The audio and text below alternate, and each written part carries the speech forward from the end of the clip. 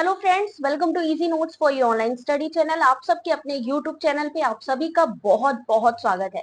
Friends, यहाँ पर UGC net paper 1 के इंपॉर्टेंट और एक्सपेक्टेड क्वेश्चंस को आज हम लोग सॉल्व करने वाले हैं। अच्छे खासे क्वेश्चंस है, यहाँ पे मॉक टेस्ट के तरीके इनको सॉल्व करना है। तो जल्दी से एक बारी लाइव आ जाइए, वीडियो को एक बारी थम्स अप कर दीजिए, जिससे कि कंफर्म हो जाए कि आप सभी को ऑडियो विजुअल क्लियर है। ऑडियो विजुअल क्लियर है? एक बारी जल्दी से एक बारी थम्स अप कर दो। सब लोग स्टार्ट करेंगे ज्यादा टाइम ना लेते हुए आज की क्लास को, जो कि है यूजीसी नेट पेपर 1। जल्दी जल्दी आते जाओ, आज एक तरीके का मॉक टेस्ट भी है, ठीक है। UGC net paper 1 important expected question. फटाफट मैं 2 मिनट का वेट करूंगी, आप सब लोग आ जाओ एक बार, क्योंकि ये क्वेश्चंस है, मैं हर एक यूनिट से मैंने कोशिश करी है कवर करने की, हर एक यूनिट से। तो यहाँ पर क्वेश्चन नंबर 1 स्टार्ट करने जा रही हूँ। ऑडियो विजुअल क्लियर है? थम्स अप कर दीजिए जल्दी से। चलिए, क्वेश्चन नंबर 1 आप सभी के सामने, आंसर करते जाइएगा। हर यूनिट इन्वॉल्व करी गई है अपनी तरफ से, बाकी जो क्वेश्चंस बचेंगे वो नेक्स्ट यूनिट में। चलो आशु, क्वेश्चन नंबर 1 आंसर करना शुरू करो।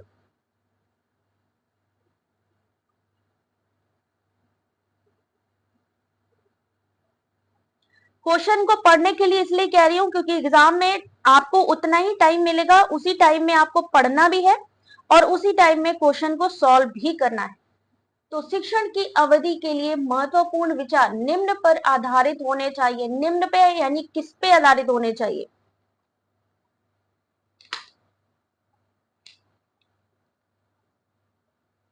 और इस क्वेश्चन का जो सही आंसर है, क्वेश्चन पे सब लोगों ने ध्यान देना है।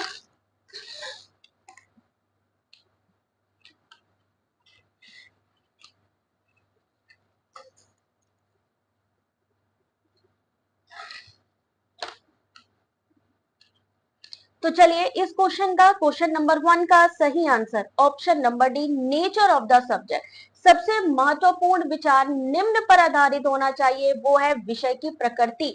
शिक्षण की अवधि के लिए सबसे महत्वपूर्ण विचार है विषय की प्रकृति कैसी है, किस तरीके का कंटेंट है, उसके आधार पर। तो सही आंसर ऑप्शन नंबर 1। आज जो भी बढ़िया परफॉर्म करेगा, जो भी पूरे के पूरे क्वेश्चन को, जितने भी क्वेश्चन है सबको सॉल्व करेगा, उसको 100 रुपीज आज मिलेगा। किसके लिए? आपके बेहतर परफॉर्मेंस के लिए। तो जिसको भी जीतना है तो क्वेश्चन के साथ साथ आंसर करते चलो और टाइम जरूर देखना। क्वेश्चन नंबर 2 फटाफट से आंसर करिए। एमसीक्यू है, नए क्वेश्चन। जो आज बढ़िया परफॉर्म करेगा उसको 100 रुपीज मिलेगा तुरंत के तुरंत। अपना यूपीआई आईडी तुरंत आप लोग दे देना, आपको तुरंत पेमेंट हो जाएगा। बहुकक्षीय शिक्षण स्थिति के बारे में कौन सा कथन जो है वो सही है?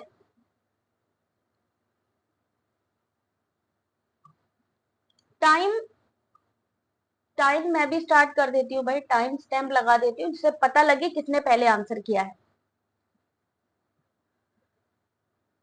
क्वेश्चन नंबर 2, सब लोग एक दूसरे को देखते भी चलना कि भैया कौन बढ़िया परफॉर्म कर रहे हैं। बहुकक्षीय शिक्षण स्थिति के बारे में कौन सा कथन जो है वो सही है? Question number 2 option number D, अनुभवों की विविधता असीमित है। बहुकक्षीय शिक्षण उस स्थिति को बताता है जहां एक शिक्षक को एक अवधि में एक से ज्यादा पाठ्यक्रम कक्षाओं में विद्यार्थियों को पढ़ाने की जिम्मेदारी लेनी होती है। इसमें अलग अलग ग्रेड, आयु वर्ग, क्षमता स्तरों वाले बच्चे शामिल होते हैं और अलग अलग विद्यार्थियों की जरूरतों को पूरा करने के लिए कई विधियों का उपयोग किया जाता है। तो इसमें अनुभवों की विविधता जो होती है वो असीमित होती है। क्वेश्चन नंबर 3, इनमें से कौन सा रचनावाद के प्रमुख समर्थक हैं? टाइम स्टार्ट कर रही हूं अब।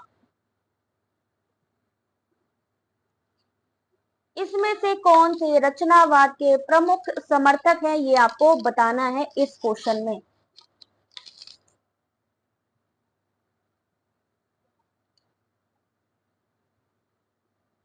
समाधान सही है, और ये भी देखते चलना फर्स्ट आंसर कौन कर रहा है। अब तो टाइमिंग भी आपके सामने लिखी है, तो कोई डाउट भी नहीं होगा कि भाई मेरा आंसर पहले है या मेरा आंसर पहले है। क्वेश्चन नंबर 3, रचनावाद के प्रमुख समर्थक।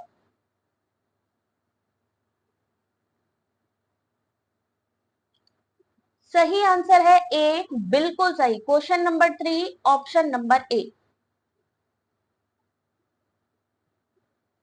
और जिन्होंने क्वेश्चन नंबर नहीं डाला है, क्यों कंफ्यूज क्रिएट करो भाई, क्वेश्चन नंबर जरूर डाल दो, नहीं तो पता चला आपने पहले आंसर किया लेकिन क्वेश्चन नंबर ना पता होने से नहीं समझ में आएगा। पियाजे वाइगोत्स्की रचनावाद के प्रमुख समर्थक है। रचनावाद वाइगोत्स्की और पियाजे जैसे सिद्धांतकारों की अंतःक्रियात्मक सांस्कृतिक जोड़ के साथ संगत है। क्वेश्चन नंबर 4, क्वेश्चन नंबर 4, अधिगम का सामाजिक सांस्कृतिक सिद्धांत किसकी व्याख्या करता है कि अधिगम व्यक्तियों के बीच सामाजिक अंतःक्रियाओं के दौरान होता है।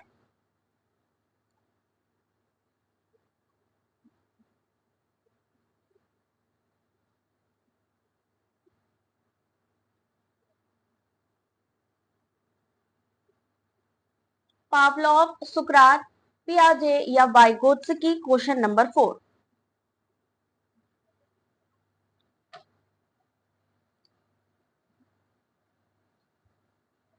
सईद जेबा, क्वेश्चन नंबर डालो।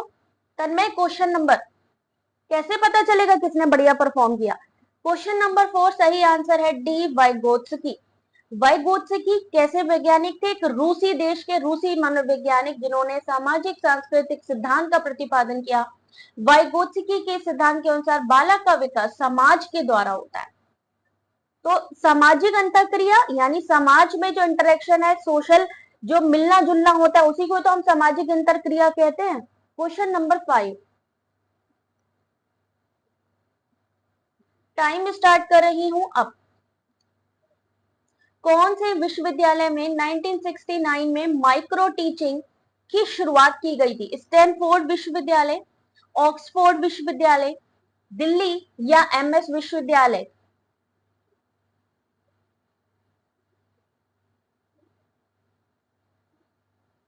माइक्रो टीचिंग किसके लिए स्पेशली है?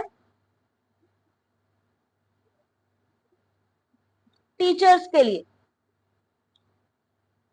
टीचर इंप्रूवमेंट, टीचिंग इंप्रूवमेंट के लिए है।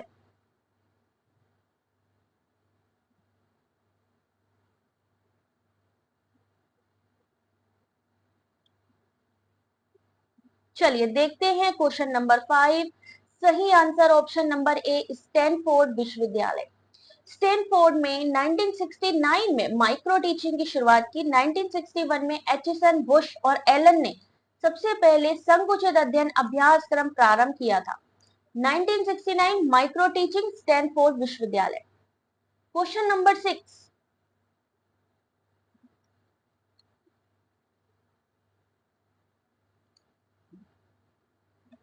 वे कौन सी विधि है जिसमें सहायता की आवश्यकता पड़ने पर समय के साथ साथ निकटता भी दी जानी चाहिए?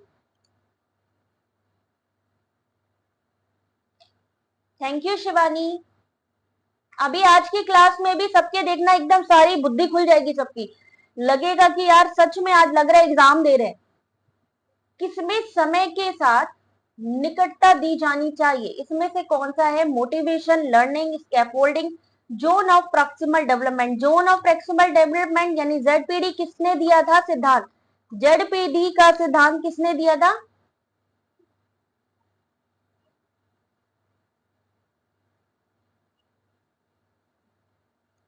क्वेश्चन नंबर 6 करेक्ट आंसर है सी, स्कैफोल्डिंग। स्कैफोल्डिंग क्या होती है?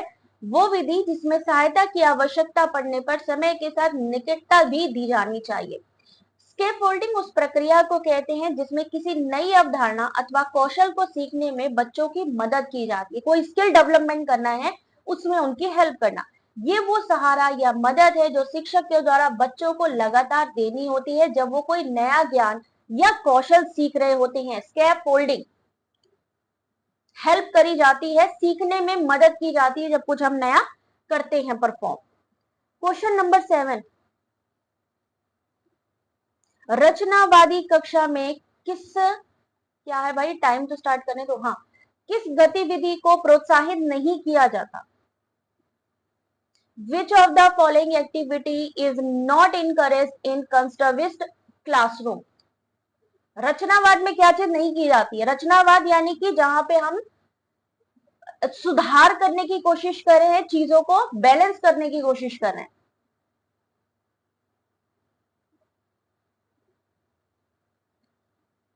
यार बड़ा सुपर आंसर कर रहे हो यार तुम लोग, फटाफट शुरू हो गए हो बिल्कुल। वेरी गुड जॉब यार, बहुत बेहतरीन। 7 का सही answer option number D, rote memorisation.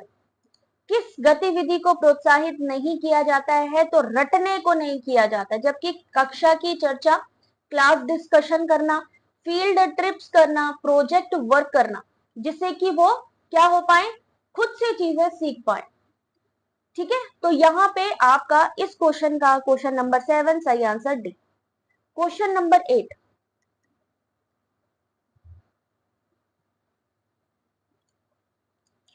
सूक्ष्म शिक्षण की समय अवधि कौन कितनी है?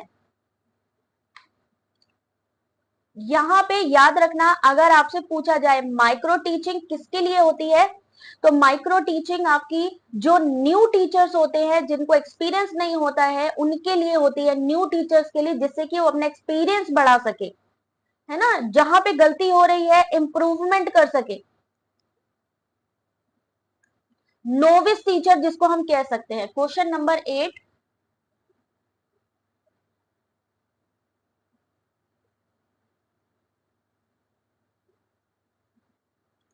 करेक्ट आंसर है option number D, 36 minute, 36 minute. सूक्ष्म शिक्षण चक्र की अवधि है 36 मिनट की। 6 मिनट टीचिंग के, प्रतिपुष्टि यानी 6 मिनट फीडबैक के, रिवीजन पुनः पाठ योजना 12 मिनट, पुनः टीचिंग यानी पुनः शिक्षण 6 मिनट, पुनः प्रतिपुष्टि यानी फीडबैक फिर से लेना 6 मिनट, तो संपूर्ण मिला के हो गया 36 मिनट। कितना टाइम हो गया? 36 मिनट्स हो गया। क्वेश्चन नंबर 9, बेहतरीन क्वेश्चन, जल्दी से वीडियो को लाइक करते रहना। जिन्होंने सब्सक्राइब नहीं किया सब्सक्राइब कर लो, क्योंकि ऐसे क्वेश्चंस आपको मिलने वाले हैं। सूक्ष्म शिक्षण का आविष्कार किसके द्वारा किया गया था?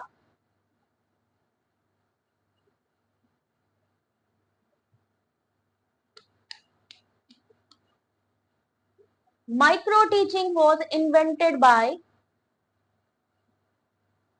Super fast. आज तो मतलब हम लोगों ने क्या बनना है, शताब्दी बनना है, शताब्दी बनना है कि वो बनना है भाई, वंदे भारत, जो भी बनो बट जल्दी स्पीड में आंसर करो। आज बिल्कुल एक तरीके से समझो, रिवीजन भी है और मॉक टेस्ट भी है। सूक्ष्म शिक्षण का आविष्कार किसके द्वारा किया गया था? हेलेन, पेस्टोलॉजी, एलन या डेविस? क्वेश्चन नंबर 9 सही आंसर है सी, ड्वाइट एलन।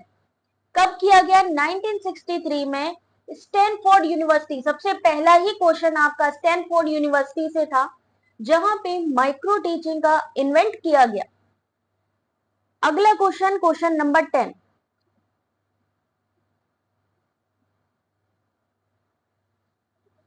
वंदे भारत, लगे रहो भाई, वंदे भारत बन जाओ। एंजल,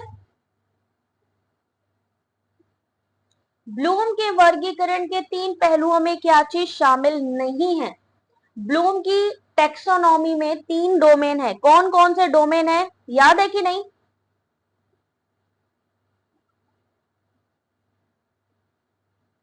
हाँ, आज आफ्टरनून की क्लास नहीं ली थी क्योंकि बहुत ज्यादा बारिश थी, है ना, और बारिश में मैं बाहर थी, इसलिए आज मैंने क्लास नहीं ली। तो ब्लूम के वर्गीकरण के 3 पहलुओं में 3 डोमेन, कौन कौन से 3 डोमेन है आपके?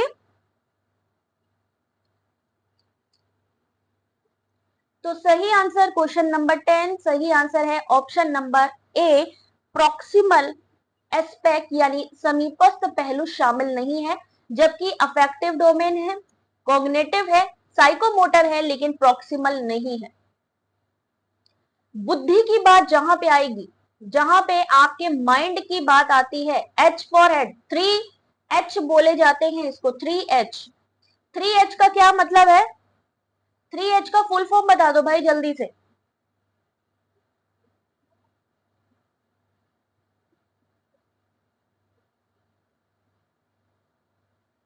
चलो भाई, जल्दी स्पीड पकड़ो, जरा सा आंसर करते चलो।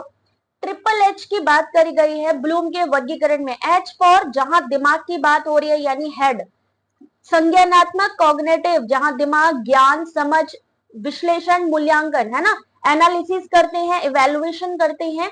कॉग्निटिव में जहां दिमाग का इस्तेमाल करते हैं, क्रिएटिविटी का इस्तेमाल करते हैं। दिल यानी कि हार्ट किसमें आता है? अफेक्टिव डोमेन, जिसमें हमारे फीलिंग्स आती हैं। तो इसमें क्या आएगा? आपकी फीलिंग्स हो गई, वैल्यूज हो गए, तो ये आ गया आपका अफेक्टिव डोमेन। तीसरा होता है हैंड, जो गतिविधि हम करते हैं, कोई कार्य हम करते हैं, किसमें आता है? साइकोमोटर डोमेन में। तो क्या चीज नहीं आती है? प्रॉक्सी। क्वेश्चन नंबर 11, आंसर करते चलो। क्वेश्चन नंबर 11 देखते हैं नए क्वेश्चन को कौन कौन झेल पाएगा। ये वो बाउंसर है कि हर कोई नहीं लगा पाएगा। 5E मॉडल का विकास किसने किया? 5E मॉडल, हम टीचिंग एप्टीट्यूड पे ही हैं अभी। रोजर बेबी, टेलर, माया या ब्लूम? 5E।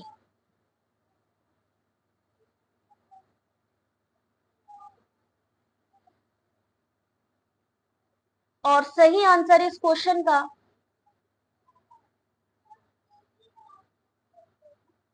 ध्यान से देखो कितने क्वेश्चन सही हो रहे हैं हमारे। Engage, explore, explain, elaborate and evaluate. Very good आशी। तो क्वेश्चन नंबर 11 सही आंसर है ऑप्शन नंबर ए, रोजर बेबी। इसके 5 चरण है। पहला है इंगेज यानी संलग्न करना, किसी चीज में इन्वॉल्व करना। अन्वेषण, एक्सप्लोर करना, किसी चीज को खोजना। व्याख्या करना, एक्सप्लेन करना। इलेबोरेट करना, विस्तृत करना। और मूल्यांकन करना। 5E मॉडल रोजर बेबी के द्वारा दिया गया था। लेकिन इस एक्सप्लेनेशन को भी आप लोग एक बार पढ़ लेना कि इन केस अगर स्टेटमेंट से यहाँ कोई क्वेश्चन बनता है तो आप उसमें से कर सको। क्वेश्चन नंबर 12, आज मैं एक्सप्लेनेशन नहीं पढ़ रही हूँ, सिर्फ क्वेश्चन और आंसर। आंसर करना शुरू करिए। कोई बात नहीं, आज हमारे भी नेटवर्क का बड़ा इश्यू था, डेट इज वाई कि आज लेट हो गई क्लास। अपनी स्वयं की संज्ञानात्मक और विशेष संज्ञानात्मक प्रक्रियाओं के बारे में जागरूकता को क्या कहते हैं?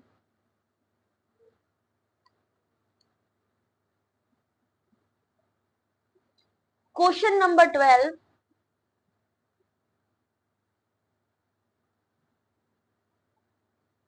फैक्चुअल नॉलेज, मेटाकॉग्निटिव, प्रोसीजरल या कंसेप्चुअल? इस बार यहां से क्वेश्चन आया है, जो पेपर आपका लीक हुआ था 18 जून को, यहां से क्वेश्चन आया है आपका।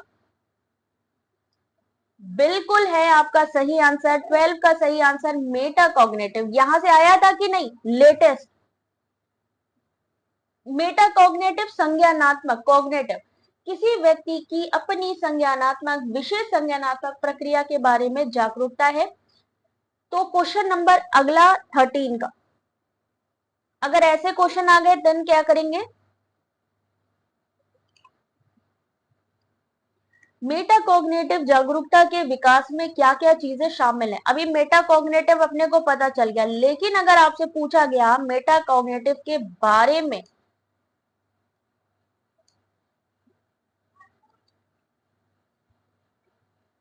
आया था ना राजू, जेबा? बिल्कुल आया था। और यहां से क्वेश्चंस आप खुद देखोगे कि जो नया पैटर्न है आपका एग्जाम का, उससे मिलते जुलते क्वेश्चंस है। अब मेटाकॉग्निटिव आपने जान लिया, लेकिन अब यहाँ पर उसकी जागरूकता के विकास में क्या क्या शामिल है? क्वेश्चन नंबर 13 सही आंसर ऑप्शन नंबर सी, केवल 2। स्वयं को जानने वाले के रूप में जानना। मेटाकॉग्निटिव, ज्ञान से ज्ञान को करना, ज्ञान से ज्ञान को बढ़ाना, स्वयं को जानने वाले के रूप में जानना। मेटाकॉग्निटिव दक्षताओं में व्यक्ति को स्वयं को जानना, स्वयं को जानना मेटा संज्ञानात्मक कहलाता है। अगली बार क्वेश्चन नंबर 14 पर ध्यान देंगे, मेटाकॉग्निटिव पे ऐसे क्वेश्चंस। फिर से आ गया एक क्वेश्चन, आंसर करिए। जनरली हमारे पास एक ही दो क्वेश्चंस होते हैं, बट आज मेटाकॉग्निटिव से तीसरा क्वेश्चन है जो सॉल्व करें आप। मेटाकॉग्निटिव रणनीतियों में क्या चीज शामिल है? पूर्वावलोकन यानी प्रीव्यू, सेल्फ इंप्रूवमेंट यानी स्वयं सुधार।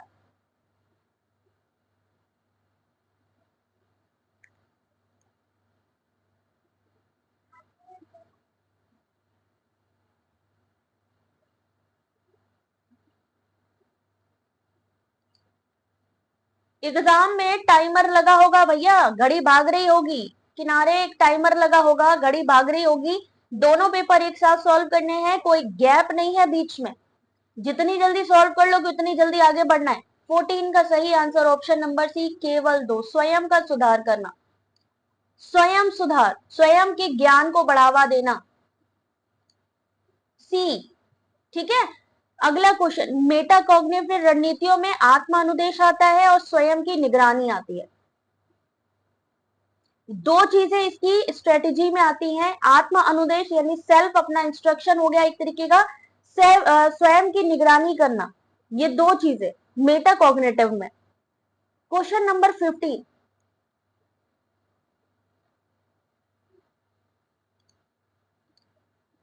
आंसर करिए, कौन सी शिक्षार्थी केंद्रित उपागम की विशेषता है, यानी आपको सिर्फ इतना बताना है कि लर्नर सेंटर्ड अप्रोच के कौन से लक्षण है, इसमें कैसे पता चलेगा कि लर्नर सेंटर्ड है ये जो हमारा अप्रोच है।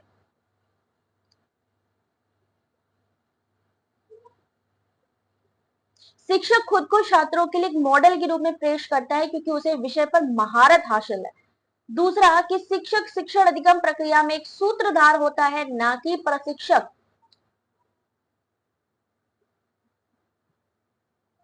Learner centred, teacher centre. 15 का सही आंसर ऑप्शन नंबर सी, केवल 2। जहां पे टीचर खुद को बता रहा है, खुद को रिप्रेजेंट कर रहा है, तो ये कैसा होगा, टीचर सेंटर्ड हो गई। लेकिन जहां पे वो केवल एक सूत्रधार है, एक इंस्ट्रक्टर का रोल निभा रहा है, ना कि प्रशिक्षक का, तो ये कैसी हो गई, लर्नर सेंटर्ड हो गई। इसलिए यहां पर आपका क्वेश्चन नंबर कौन सा था, 15 का सही आंसर सी। क्वेश्चन नंबर 16, किसका प्रयोग करके, ऐसे ही पूछा जाता है एंड्रागोजी क्या है, पेडागोजी क्या है, एंड्रागोजी किसके लिए होता है यूज और पेडागोजी किसके लिए यूज होता है। लर्नर सेंटर्ड में बच्चा एक्टिव है, टीचर एक्टिव मोड में नहीं रहता है, नॉन एक्टिव रहता है। किसका प्रयोग करके मात्रात्मक डेटा का सर्वोत्तम विश्लेषण या एनालिसिस किया जा सकता है।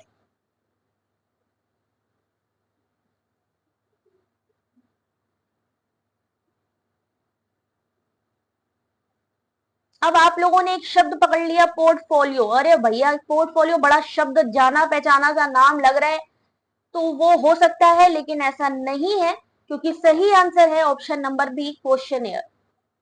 प्रश्नावलियां, प्रश्नावली का प्रयोग करके मात्रात्मक डेटा का सर्वोत्तम विश्लेषण किया जा सकता है, क्योंकि ये प्रभावी बनाने में, वितरित करने में आसान होती है। Questionnaire. Question number 17, digital video pedagogy children के लिए, एंड्रोगोजी एडल्ट के लिए, heutagogy self like PhD. Very good Arshi, ऐसे ही आंसर करते जाइए।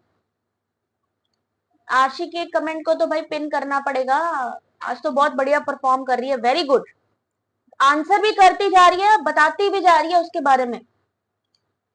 डिजिटल वीडियो के प्रभावी कक्षा उपयोग के लिए इनमें से कौन सी चीज, क्या सुझाव है। Tips for an effective classroom use of digital video.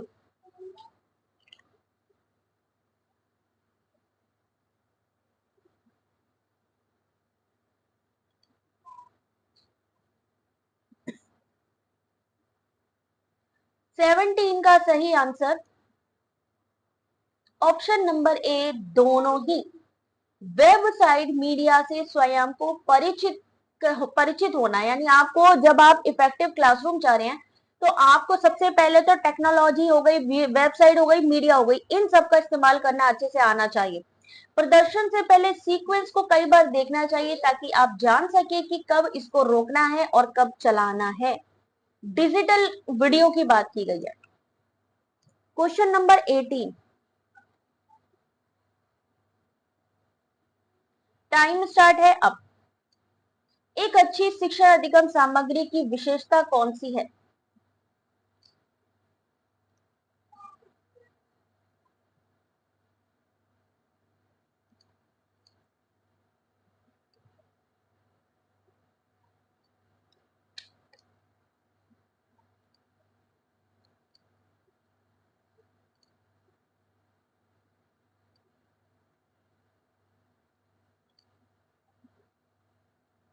Question number 18, शिक्षण अधिगम यानी टीचिंग लर्निंग मटेरियल की विशेषता इनमें से कौन सी है?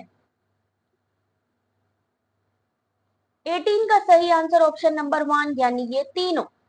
मटेरियल शुड बी यानी उपयोगितावादी होनी चाहिए, यानी जो कंटेंट हम यूज करें वो हमारे लिए हेल्पफुल होना चाहिए।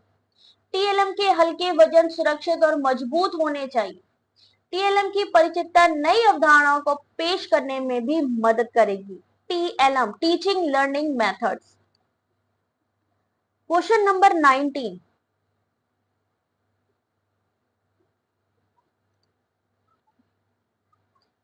दूरी, समय, परिस्थितियों के बावजूद छात्रों और शिक्षकों के बीच में सूचनाओं के प्रसार और बातचीत को सुविधाजनक बनाने में कौन मदद करता है?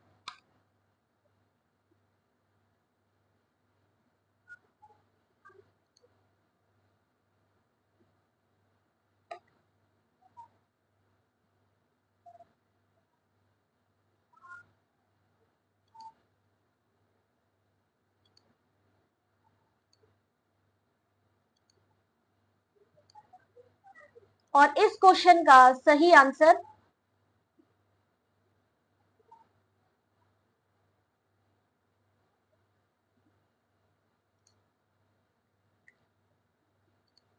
Question number 19, correct answer is option number D 1 2 3, यानी टेलीफोन, ईमेल और चैटिंग, ये तीनों ही चीजें, ये तीनों ही चीजें ऑप्शन नंबर डी सूचनाओं का प्रसार बातचीत को सुविधाजनक बनाता है। टेलीफोन के थ्रू, ईमेल के थ्रू और चैटिंग, ये तीनों चीजें आएंगी। क्वेश्चन नंबर 20, हम आईसीटी तो पढ़ते हैं बट डीपली अगर क्वेश्चन आ जाए तो उसको कैसे सॉल्व करेंगे?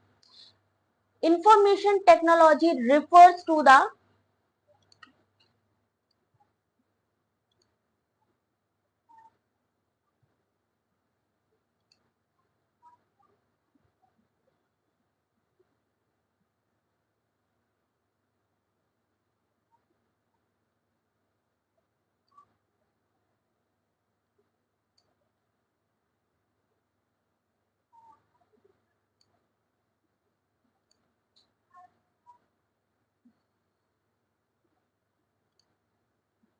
और इस क्वेश्चन का जो सही आंसर है, स्टेटमेंट वाले क्वेश्चन है ये।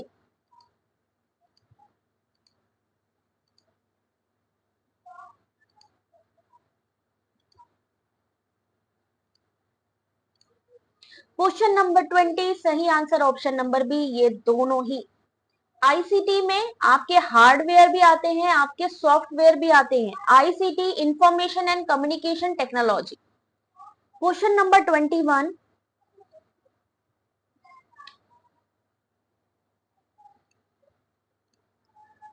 किसने शिक्षकों और छात्रों दोनों के लिए सूचना की संभावनाओं को खोल दिया है? आंसर करो हेमंत। क्वेश्चन नंबर 21,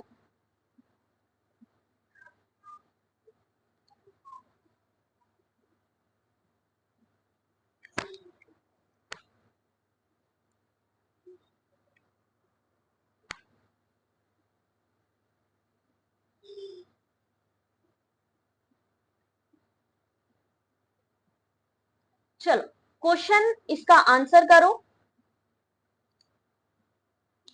संभावनाओं को, सूचना की संभावनाओं को खोल दिया है ऑप्शन नंबर बी, यानी केवल एक सूचना एवं संचार प्रौद्योगिकी ने। ऑप्शन नंबर 1 इस क्वेश्चन का बिल्कुल सही आंसर दे रहे हैं आप। क्वेश्चन नंबर 22, आईसीटी के कौन सा उपकरण साक्षरता को विकसित करने में मदद नहीं कर सकता?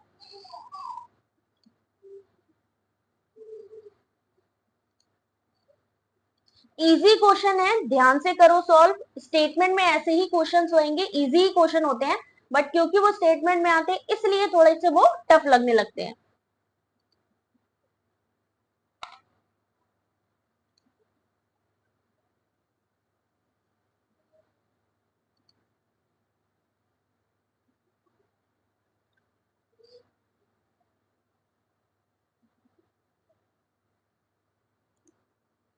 आईसीटी में कौन सा उपकरण, आर्टिफिशियल इंटेलिजेंस क्यों नहीं, आर्टिफिशियल इंटेलिजेंस एक अलग टेक्नोलॉजी हो गई, लेकिन जनरली अगर हम शिक्षकों और छात्रों की बात करते हैं तो वहां पर एआई का भी ज्यादा यूज नहीं है। किसका यूज है? इंफॉर्मेशन कम्युनिकेशन का।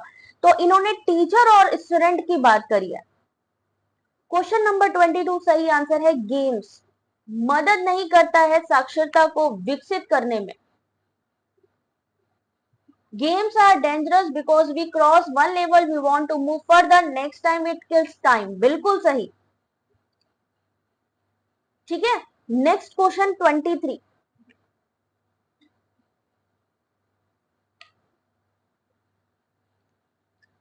Time start. किसमें शिक्षक संसाधनों का सुझाव दे सकते हैं और शिक्षार्थी घर पर आईसीटी द्वारा सीख सकते हैं, उदाहरण के लिए वीडियो का उपयोग करके।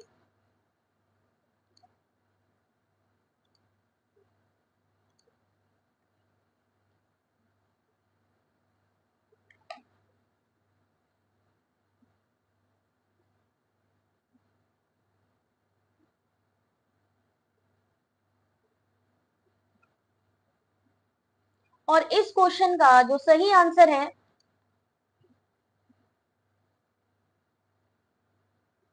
Flipped learning. भाई क्या बात है, 23 सही आंसर है फ्लिप्ड लर्निंग।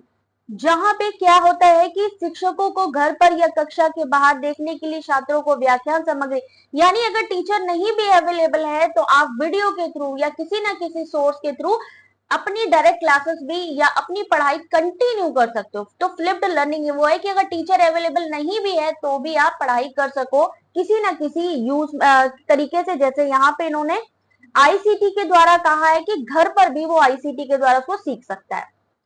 24 सहायक प्रौद्योगिकी श्रेणी में इनमें से कौन सा नहीं है? Which of the following is not the category of assistive technology?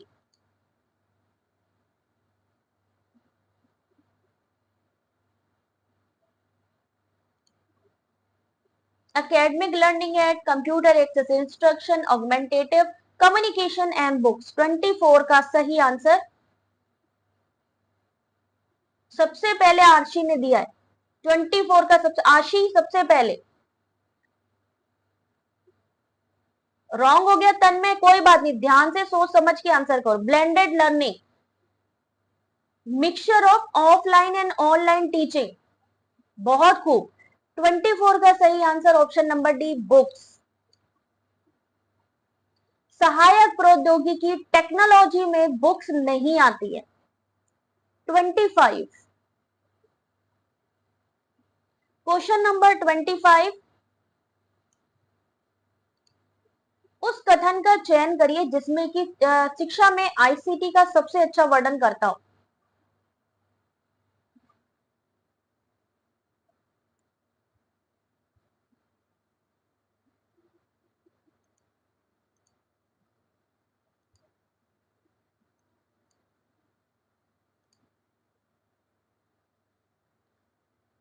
Twenty five ICT के बारे में क्या कहा जा सकता है बेस्ट जो आईसीटी इन एजुकेशन में, पढ़ाई में।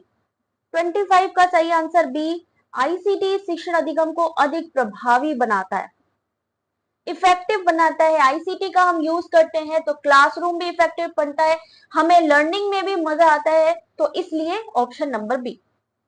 26 फटाफट आंसर करते जाना है। 26 क्वेश्चन नंबर, इनमें से कौन सा पेयर कंप्यूटर को उसके अवयव के साथ सही सुमेलित है, यानी आपको ऐसे पेयर्स बताने हैं जो करेक्टली मैच्ड हैं।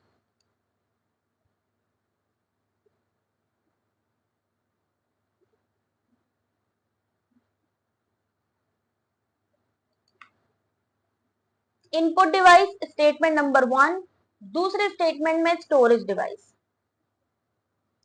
26 का सही आंसर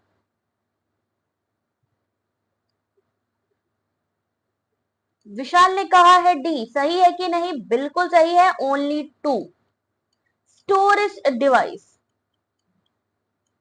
क्योंकि यहाँ रोम आ गया है, रोम मेमोरी को शो करता है तो वो इनपुट डिवाइस नहीं है, जबकि रोम CDR CDRW ये सारे के सारे स्टोरेज डिवाइस है।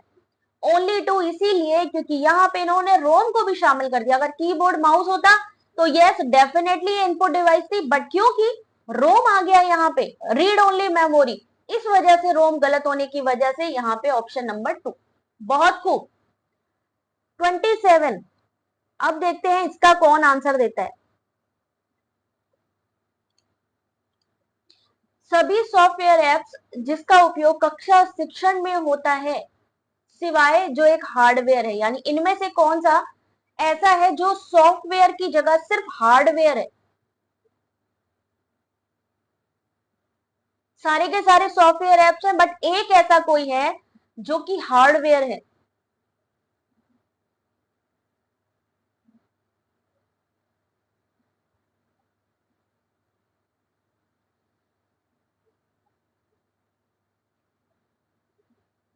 चलिए टाइम कंप्लीट, आंसर है 27 का ऑप्शन नंबर बी, प्रोजेक्टर।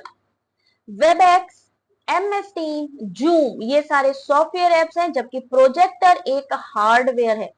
जिन्होंने सही किया भाई अपने लिए क्लैपिंग कर लो फटाफट, वेरी गुड जॉब, बहुत बढ़िया, ऐसे ही परफॉर्म करना है, ठीक है ना। अगला क्वेश्चन, क्वेश्चन नंबर 28। बहुत खूब, ऐसे ही परफॉर्म करते रहो, सिर्फ अपनी नजर सामने होनी चाहिए। IMAP का फुल फॉर्म क्या है? ईमेल के संबंध में, ईमेल इलेक्ट्रॉनिक मेल के संबंध में।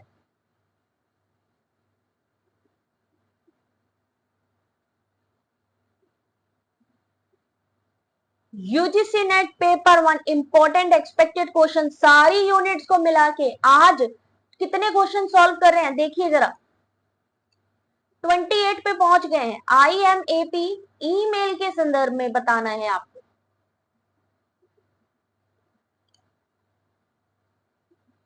तो सही आंसर इस क्वेश्चन का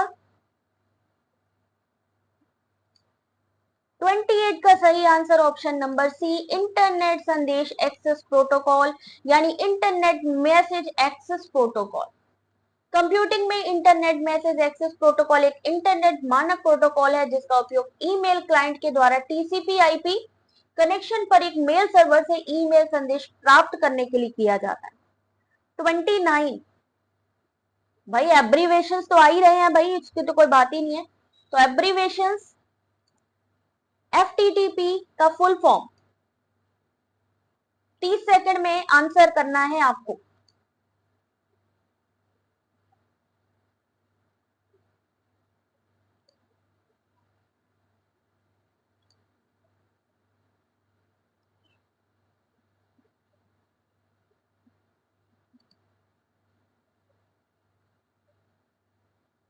FTTP ICT इंफॉर्मेशन कंप्यूटर से संबंधित अब्रिवेशन है ये।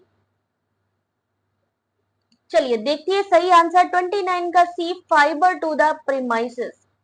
FTTP का पूरा रूप है फाइबर टू द प्रीमाइसेस। ये है क्या चीज है, मान लीजिए स्टेटमेंट 1 में आ गया इसका फुल फॉर्म और स्टेटमेंट 2 में आया, ये फाइबर इंटरनेट से जुड़ी एक क्रियाविधि है जिसमें सिंगल, मल्टी यूनिट और बिजनेस क्षेत्र को हाई स्पीड इंटरनेट उपलब्ध करवाया जाता है या हाई स्पीड नेटवर्क उपलब्ध कराती है ये FTTP। 30 क्वेश्चन नंबर,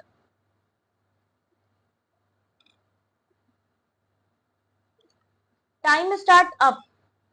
इनमें से कौन सा माइक्रोसॉफ्ट द्वारा विकसित एक वेब ब्राउजर है?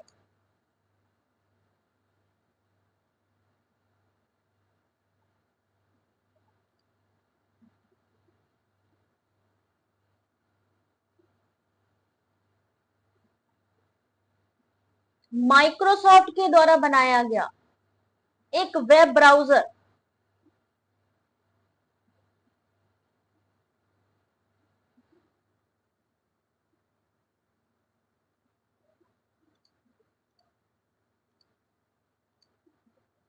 और इस क्वेश्चन का सही आंसर ध्यान से देखिए 30 का option number B, Internet Explorer. मान लीजिए पहला क्वेश्चन यही आ गया स्टेटमेंट वाला कि माइक्रोसॉफ्ट ने वेब ब्राउजर इंटरनेट एक्सप्लोरर को विकसित किया, उसका पहला संस्करण 1995 में आया, दूसरा पूछ लिया, या फायरफॉक्स को मोजिला ने 2002 में पहला संस्करण रिलीज किया।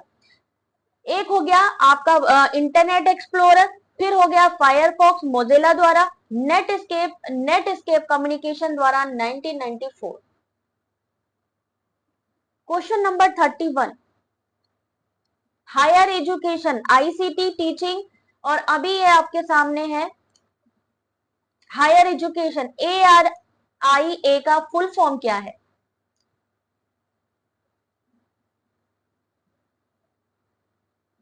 नेटवर्क इशू है, एक बार रिफ्रेश कर लीजिए।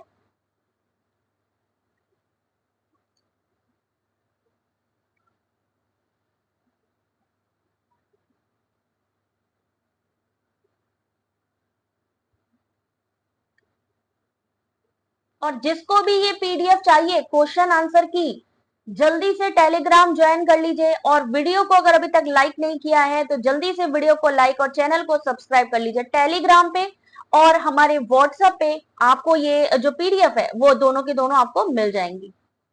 चलिए अगला यहाँ पे क्वेश्चन नंबर 31, सही answer option number A, Atal ranking of institutions of innovation achievement, option number A. C कैसे होगा तन में, ए होगा इसका सही आंसर। चलिए क्वेश्चन नंबर 32, कम्युनिकेशन भी आ गया, मतलब कोई यूनिट छोड़ी ही नहीं हमने। कहा था मैराथन क्लास होगी, तो मैराथन क्लास का मतलब ये नहीं है कि मैं 3-4 घंटे की क्लास लूंगी, एक में ही आपकी कंप्लीट हो जाएगी। क्वेश्चन नंबर भूल गई, 32 क्वेश्चन नंबर। कम समय में ज्यादा से ज्यादा क्वेश्चंस, आईआईटी कानपुर बिल्कुल सही। और अभी जो ये पेपर लीक का मामला आया उसके लिए भी जांच के लिए आईआईटी कानपुर का ही नाम लिया गया। आप पता लगाओ भाई कैसे ये सारी चीजें हुई हैं, साइबर वगैरह, है ना। संप्रेषण के संबंध में कौन सा सही है?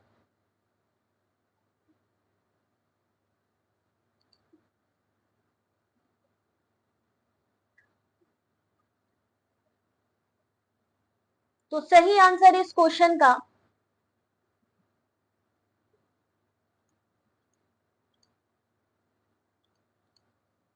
थर्टी टू का सही आंसर ऑप्शन नंबर सी, यानी सी, डी और ई। कंटिन्यू चलने वाली प्रक्रिया, जब तक इंसान जिंदा है वो बोलता ही रहेगा, कुछ ना कुछ कम्युनिकेट करेगा, नॉलेज शेयरिंग करेगा ही करेगा। यूनिवर्सल प्रोसेस है, हर कोई करता है, चाहे जानवर हो चाहे आपके इंसान हो, सबके लिए ये प्रक्रिया होती है। कलेक्टिव प्रोसेस है, आपस में बात करने की सामूहिक प्रक्रिया है, इसलिए यहाँ पे ये तीनों ही ऑप्शन जो लास्ट के हैं ये सही होंगे। क्वेश्चन नंबर 33, लो भाई लॉजिकल रीजनिंग भी आ गई यहाँ पे।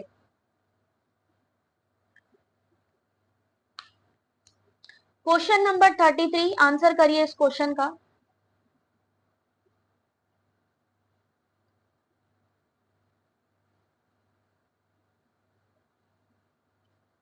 क्वेश्चन को पढ़िए और आंसर करिए। भारतीय दर्शन की कौन सी प्रणाली वेदों के प्रति विरोधात्मक है, यानी वो कहते हैं हम वेद को नहीं मानते। कौन वेदों को नहीं मानता है?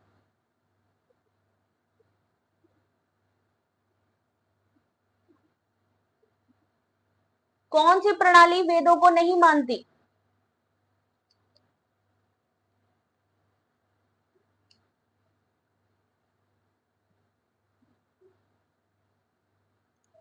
चलिए देखिए सही आंसर इस क्वेश्चन का 33 का सही आंसर ऑप्शन नंबर सी। ये वाला क्वेश्चन मैं स्टार इसलिए दे रही हूं क्योंकि ये मोस्टली आज क्वेश्चन है, कई बार एग्जाम में ये पूछा गया है। वेदों को प्रति विरोधात्मक है, यानी उसको एक्सेप्ट नहीं करती, एक बौद्ध मत, एक जैन मत और एक चारवाक। ठीक है, अगला question, question number 34, online teaching की बात करी गई है। ऑनलाइन टीचिंग में कौन से प्रमुख अवरोध या बैरियर हैं जिसकी वजह से ऑनलाइन टीचिंग नहीं हो सकती? बहुत इंपॉर्टेंट क्वेश्चंस है ना। ये देखो, ये जितने भी मैं आपको जो स्टेटमेंट में पिन कर रही हूं अर्शी के, इसको नोट डाउन कर लो क्योंकि ये बहुत बढ़िया, ये सारी चीजें जो डिटेल में है ना, छोटी छोटी चीजें लिख रही है। ऐसे ही मैं चाहती हूँ आप लोग भी जब यहाँ पर क्लास लो तो कुछ ना कुछ बताते चलो। पूर्व मीमांसा, ऋषि जैमिनी के द्वारा उत्तर, ये सब मैंने आपको लॉजिकल रीजनिंग की क्लास में करवाया हुआ है, तो आपको इन सब का नोट डाउन कर लेना है जिसके पास भी नहीं है।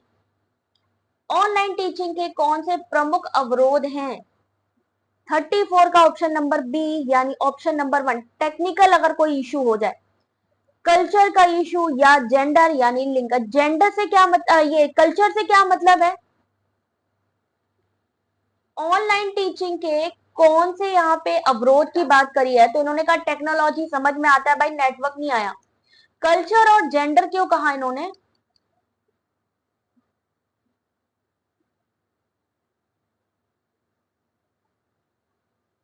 कल्चर तो चलो हम मान सकते हैं कि मान लीजिए कि मैं पंजाबी हूँ या प्रतिभा हो सकता है बंगाली है या मराठी है। अगर हमारा कम्युनिकेशन उस तरीके का नहीं है, अगर हम उस लैंग्वेज को नहीं जानते, तो कहीं ना कहीं कल्चरल इश्यू आ सकता है। जेंडर यानी लिंग में क्या होगा? डिफरेंट कल्चरल मीनिंग, है ना, अलग अलग हो सकता है, किसी का अलग तरीके से जिसको समझ में आए। और जेंडर का क्या हुआ? ऐसे क्वेश्चन आते छोटे छोटे कि ये क्यों वो क्यों। 35 question number.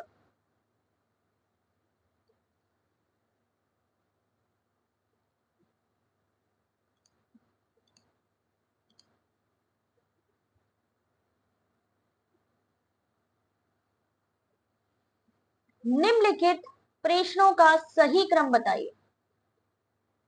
नैरोकास्टिंग, telegraph, broadcasting, telephone, podcasting. कब आया कौन सी चीज? 35 का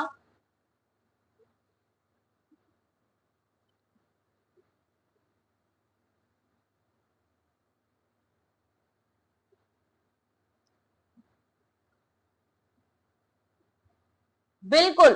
जेंडर मतलब मान लीजिए ऑनलाइन हम जिससे हम बात कर रहे हैं या जिससे हमारी चैट चल रही है, मान लीजिए वो किसी और पर्सन की फोटो लगाए है, हम लड़का लड़की में कंफ्यूज हो रहे हैं, तो वहां पर आ जाएगा जेंडर का। ठीक है ना? बिल्कुल सही जवाब जुल्फी। 35 का सही आंसर है ऑप्शन नंबर बी। इसको आपको ट्रांसमिशन को करेक्ट सीक्वेंस में लगाना है। तो सबसे पहले क्या आया? ये क्वेश्चन इस बार 18 जून 2024 में पूछा गया क्वेश्चन था, ट्रांसमिशन से संबंधित, कि सबसे पहली चीज क्या आई थी। जिसने एग्जाम दिया था जल्दी से एक बार थम्स अप करके बताओ, वीडियो को एक लाइक करके, कि भाई ये क्वेश्चन में आया था कि नहीं, पहली ऐसी कौन सी चीज थी जो ट्रांसमिशन में सबसे पहले आई थी? तो वो था आपका टेलीग्राम, तार जिसको कहते हैं, है ना। फिर आया टेलीफोन, फिर आया ब्रॉडकास्टिंग, नैरोकास्टिंग और लास्ट में आया podcasting.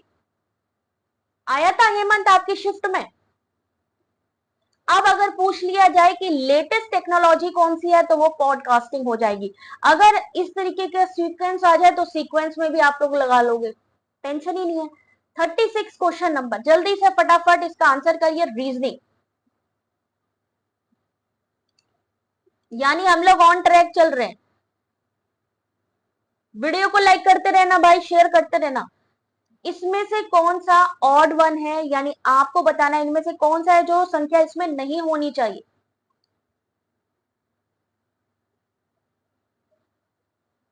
Good evening Pushpa, answer करते चलो। यहाँ पे रीजनिंग का एक क्वेश्चन है, 5, 7, 12, 17, 19, 23। ध्यान से देखो क्या है यहाँ पे, इवन नंबर, ऑड नंबर। देखते ही पहचान आनी चाहिए, हमारी प्रैक्टिस इतनी जोरदार होनी चाहिए। ठीक है रंजना? तो यहाँ पे ऑड नंबर की बात करें तो 12 हो गया जो इसमें शामिल नहीं है, जबकि 5, 7 ये संख्या अभाज्य संख्या है, इनडिविजिबल है, यानी किसी से भी इसको काटा नहीं जा सकता। तो 36 ऑप्शन नंबर बी। बिल्कुल अभाज्य संख्या 12 नहीं है, बाकी है। कोई बात नहीं, ये सॉल्व कर लिया तो जरा, ओ भाई इसका तो क्वेश्चन ही लिखना भूल गई मैं। चलो ये कर लो। 37, चलो आंसर करो। मान लीजिए क्वेश्चन करते करते डीआई भी आ गई, डीआई तो पीछा छोड़ेगी नहीं आपका। आ गई तो क्या करेंगे? कुछ नहीं करना है, स्टेटमेंट देखेंगे कि कोई स्टेटमेंट में डेटा तो नहीं है, नहीं है। अब हमारा ध्यान किस पे होना चाहिए? ईयर पे होना चाहिए, विश्वविद्यालय ए, बी एंड सी। इन्होंने कहा कि 2017 में फास्ट करनी है काउंटिंग। 17 में दाखिला लेने वाली बालिकाओं की औसत संख्या, यानी आपको सिर्फ एक काम करना है और वो काम है इन तीनों को जोड़ लीजिए, सिर्फ 2017 को। 22,500, 12,000, 15,000। और कितने स्कूल हैं, कितने कॉलेज हैं? 3 कॉलेज हैं। 3 से डिवाइड कर दो, आंसर आ जाएगा, बस खत्म काम। 2017 की बात करी गई है, औसत संख्या पूछी है। 22,500 जोड़ लो जल्दी जल्दी। 12,500 को जोड़िए, 12,000 को जोड़ लीजिए, 15,000 को जोड़िए, जो भी आपका आंसर आए, क्योंकि 1, 2, 3 यूनिवर्सिटीज हैं, 3 से भाग दे दीजिए, आपका आंसर। कितना इजी क्वेश्चन। 16,500, 16,500। किसने किसने सॉल्व किया है सच में एक बार थम्स अप करना। आप में से कितने लोगों ने सच में इस क्वेश्चन को सॉल्व किया है, या कितने ऐसे हैं वो भी बता दो जिन्होंने तुक्का लगाया है। हालांकि तुक्का लगाना गलत नहीं है, अगर क्वेश्चन नहीं आता आप तुक्का लगा सकते हो, क्योंकि निगेटिव मार्किंग नहीं है। अंजना टेक्निकल आशी, गुड, वेरी गुड। चलो 38 क्वेश्चन नंबर। 2015 में, 2015 कहां रहा, ये रहा। 2015 में तीनों विश्वविद्यालयों में दाखिला लेने वाली महिलाओं की, सॉरी, बालिकाओं की सम्मिलित कुल संख्या, यानी आप 2015 का तीनों का टोटल कर लो। 2018 में, अब 2018 की बात करें तो सी में दाखिला लेने वाली, सी कहां है, ये कुल संख्या का कितना प्रतिशत है, यानी 2015 में 15,000, 10,000 और 5,000 का टोटल कर लो। फिर 2018 की बात करें, क्या करना है, 2018 तो आपको पता ही है, सी की बात करी गई है, तो सी का मतलब है आपका 15,000। सी का मतलब है 15,000,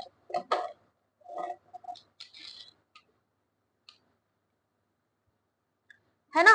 तो ये हो गया आपका 15,000। अब इन्होंने कहा कि टोटल उनकी संख्या में विश्वविद्यालय सी में दाखिला लेने वाली संख्याओं का कितना प्रतिशत है। तो आपने क्या किया, टोटल करो जरा, बड़ी संख्या को नीचे लिखना है, क्या करना है, 30,000 डिवाइडेड बाई 15,000 इंटू 100, 200%, बिल्कुल सही आंसर। सॉल्व कैसे करेंगे ये देखिए, 38 का सही आंसर 200। क्या कहा था, तीनों को जोड़ लीजिए, जो टोटल आए, सी को जोड़ लीजिए, और उसके बाद इन्होंने कहा 2015, ऊपर जो भी पहला स्टेटमेंट होगा, जनरली ऊपर वाले स्टेटमेंट को ये लोग ऊपर ही लिखते हैं, सेम चीज है यहाँ पे, जो आपकी डिजिट यहाँ पे पहली पूछी गई है, फिर सी से इन्होंने कंपैरिजन किया है, तो सी को नीचे लिखा इंटू 100। 39 question number.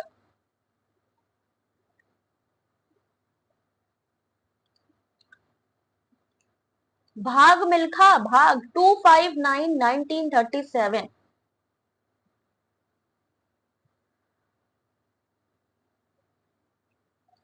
सीरीज को पूरा करिए।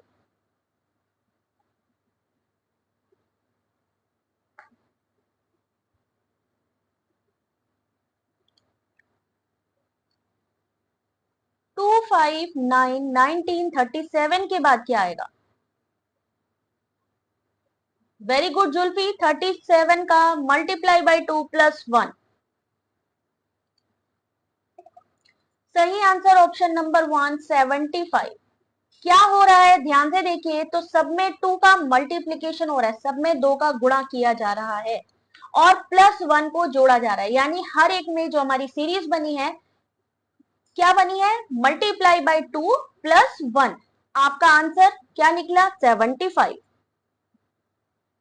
76 कैसे आया, सीरीज हमें देखनी है, सीरीज में ये देख लिया करो कि दोनों के बीच में कितना गैप है, अगर ये संख्या आई तो कैसे आई, जैसे हम अगर ध्यान दें तो 2 के बाद अगर 5 आया तो नेचुरल सी बात है, 2 का मल्टीप्लाई 2 में हुआ होगा, प्लस 1 हुआ होगा, तो 5 आया। अब यहाँ पे प्लस 1 और माइनस 1, क्यों, क्योंकि 5 इंटू 2 10 हुआ, 10 में 1 को माइनस किया, कितना हुआ, 9। ऐसे सीरीज चलती जाएगी। 40 क्वेश्चन नंबर।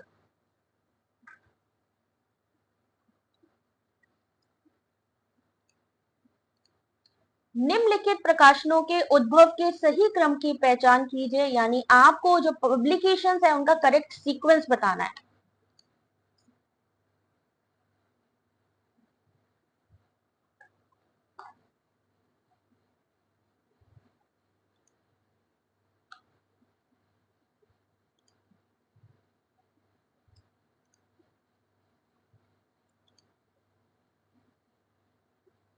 बिल्कुल रेगुलर क्लास है, ठीक है। आप लोगों से, क्योंकि इस समय थोड़ा सा मौसम खराब है, तो टेलीग्राम में आप सब जुड़ जाइए, क्योंकि जैसे ही क्लास होने वाली होती है तो वहां पे लिंक शेयर की जाती है ना। तो टेलीग्राम और व्हाट्सएप आप ज्वाइन कर लीजिए, जिससे कि कोई क्लास मिस नहीं होगी आपकी।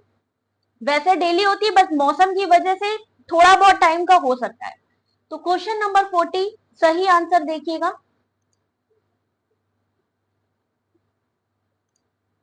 सब लोग आंसर कर लो फटाफट से।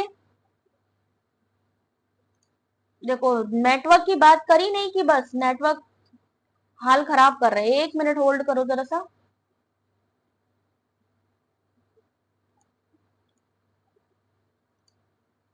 फोर्टी का सही आंसर ऑप्शन नंबर 1। सबसे पहले क्या आए थे? समाचार नोट्स, न्यूज शीट सबसे पहले, फिर न्यूज बुक आया है, न्यूज बुक के बाद आदर्श समाचार पत्र, स्टैंडर्ड न्यूज़पेपर, फिर पत्रिकाएं और सबसे लास्ट में ब्रॉडशीट्स। ठीक है। Next question, question number 41। अब मान लीजिए ऐसा कोई क्वेश्चन आ जाता है, देन उसको हम कैसे सॉल्व करेंगे कि यदि विक्रय मूल्य पर लाभ 25% है तो वास्तविक लाभ क्या होगा। मैथ भी छोड़ेगा तो है नहीं, इस समय तो मैथ्स के क्वेश्चन ही स्टेटमेंट में सबसे ज्यादा पूछे जा रहे हैं। कैसे सॉल्व होगा?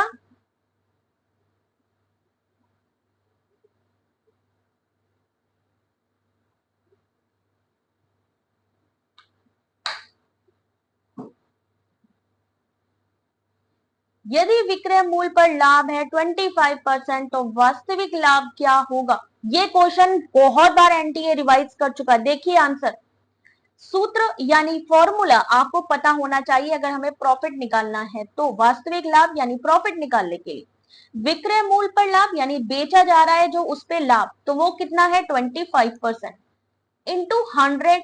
अब 100 में 100, क्योंकि हमने मूल्य मान लिया कि मान लीजिए मूल्य था 100 रुपए, 100 रुपए से स्टार्टिंग करते हैं। 100 माइनस विनिमय विक्रय मूल्य पर लाभ परसेंटेज, तो हमने इसको किया, कितना हुआ 33.3%। यानी इस फॉर्मूले का ही इस्तेमाल करते हुए डायरेक्टली आपको आना है, सही आंसर निकलेगा 30। जितने भी मैथ्स के क्वेश्चन है, एक बार फॉर्मूला और ट्रिक अगर आ गई तो बाकी सारे क्वेश्चन तो उसी से ही सॉल्व कर लेंगे आप। फॉर्मूला याद कर लीजिए बस, सिंपल सा। अगर इस तरीके 25% लिख के आता है या 70, मान लीजिए अगर हम 25 की जगह हम लिख दें यहाँ पे 50%। अब निकाल के बताइए जरा।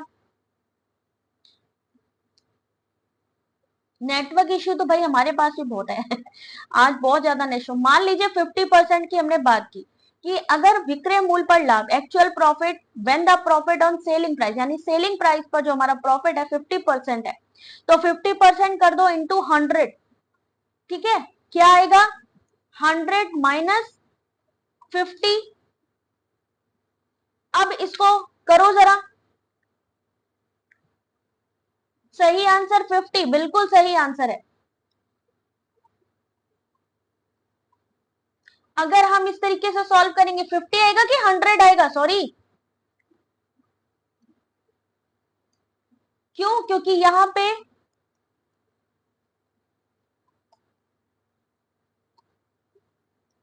100 आएगा भाई, 100%। काय को गलत कराते भाई, काय को गलत कराते। 42 क्वेश्चन नंबर। चलो जल्दी से रीजनिंग का क्वेश्चन सॉल्व करिए। 4 8 16 के बाद क्वेश्चन मार्क बताना है क्या होगा वहां पे। 64 128।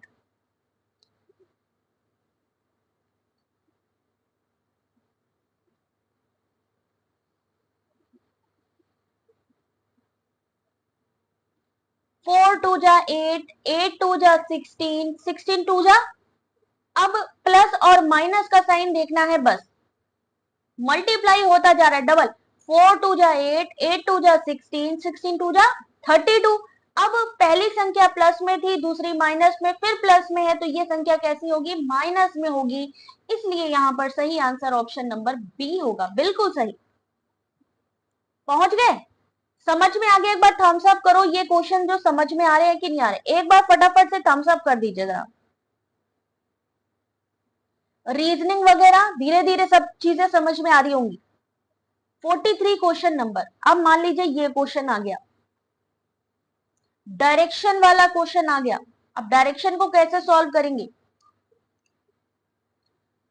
पूरब, पश्चिम, उत्तर, दक्षिण, पूरब, पश्चिम, उत्तर, दक्षिण। आपको डायरेक्शन पहले पता होनी चाहिए। एक व्यक्ति 400 मीटर उत्तर दिशा में चला। कितना चला? उत्तर दिशा में 400 मीटर। उसके बाद बाएं मुड़कर 600 मीटर चला। कितना चला 600 मीटर। फिर वो अपने बाएं मुड़ा और कितना चला? 400 मीटर। तो वो अपनी प्रारंभिक स्थिति से कितनी दूर और किस दिशा में है?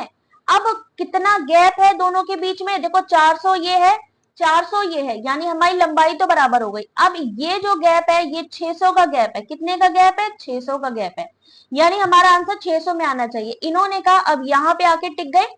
अब इन्होंने कहा कि वो प्रारंभिक स्थिति से कितनी दूर और किस दिशा में है, तो ये यहाँ पे क्या होगा इसका आंसर?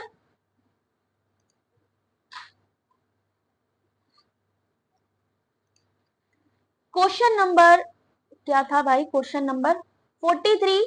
सही आंसर है सी, 600 मीटर वेस्ट में। यही डायग्राम बनाया था। वेस्ट में, पश्चिम में, उत्तर ये रहा, पूरब ये रहा, उत्तर ये और दक्षिण ये। अगला क्वेश्चन, क्वेश्चन नंबर 44।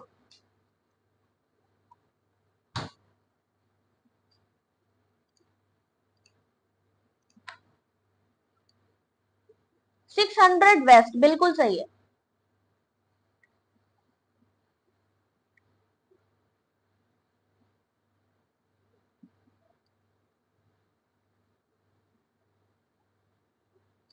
चलिए, इस क्वेश्चन का सही आंसर बी सी ए। याद रखो, अगर किसी जगह पे संख्या में ए पहले है, B, A B C, X Y Z, D E F, series देखते जाओ तो क्या आएगा? शंकला डिंपल ने कहा है बी, हर हर महादेव ने कहा सी, तो 44 का सही आंसर है बी। उल्टे, जेड से उल्टे क्रम और ए से जेड का क्रम, तो सही आंसर बी डब्ल्यू यू होगा इस क्वेश्चन का। Question number 45। ओ भाई, हो गया हो गया हो गया। 44 क्वेश्चन कंप्लीट। तो ये बता दो जरा, कौन भाई बढ़िया परफॉर्म कर गया यहाँ पे? क्योंकि गलतियां तो सबसे हुई हैं, कोई ऐसा रहा नहीं है कि जिसने गलती करी ना हो। किसने बढ़िया परफॉर्म किया? अपना नाम ले जरा, जिसके सारे क्वेश्चन सही हुए हैं। है कोई ऐसा जिसने कि 44 में 44 क्वेश्चन सॉल्व किए? अब जाने से पहले अपना फीडबैक जरूर दीजिएगा कि कैसी लगी आपको क्लास और क्या क्या आप चाह रहे हैं क्लास में। कल मैं PYQ या MCQ जिसका भी होगा मैं क्लास लूंगी, लेकिन आप सबसे रिक्वेस्ट है टेलीग्राम में जुड़ जाइएगा। लिंक वीडियो के डिस्क्रिप्शन पे, चैनल की प्रोफाइल लिंक पर भी मिल जाएगी। ठीक है, मिलते हैं। 7 क्वेश्चन रॉन्ग हो गए, नए क्वेश्चंस थे, कोई बात नहीं, समझ में आनी चाहिए चीजें। लास्ट में आए थे गोविंद, कोई बात नहीं। कल मिलेंगे आपसे, तब तक के लिए अपना ध्यान रखिए। और ये PYQ, कल मैं PYQ की मैराथन ले लूंगी। ठीक है, सो डोंट वरी, कल PYQ हम लोग ज्यादा से ज्यादा क्वेश्चन सॉल्व करेंगे। और ये PDF अगर आप लोगों को चाहिए जल्दी से टेलीग्राम से ले लीजिए, टेलीग्राम पे मैं डालने वाली हूँ। चलिए, thank you Pushpa, thank you RK। मिलते हैं नेक्स्ट क्लास में, तब तक के लिए thank you, God bless you.